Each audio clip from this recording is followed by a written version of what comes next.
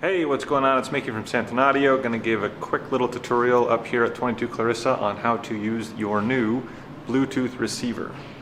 Come along and try and make this as painless as possible.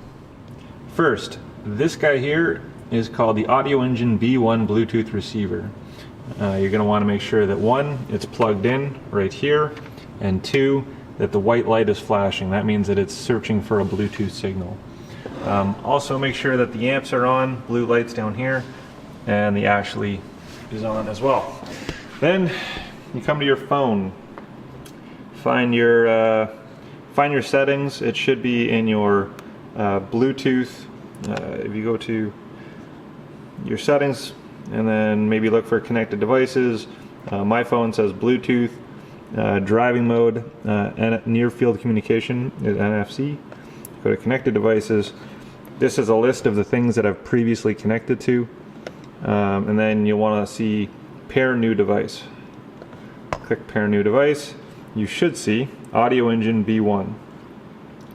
Click that guy. It should pair, and there we go. We're actively connected. And then you go to your music, and then you hit play, and we should hear music. Also, make sure that the right source is on.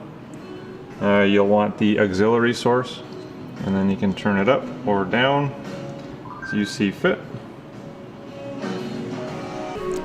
And then bingo bango, you've got music.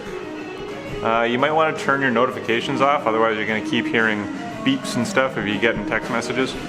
Outside of that, should be all good. As far as troubleshooting, I guess make sure the volume is up on your phone, make sure the volume is up on the wall remotes here.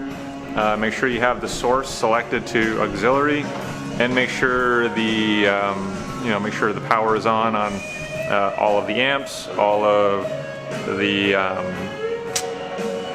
guess the Bluetooth receiver, and outside of that, should be good. If you have any questions, give us a shout, 905-475-2038.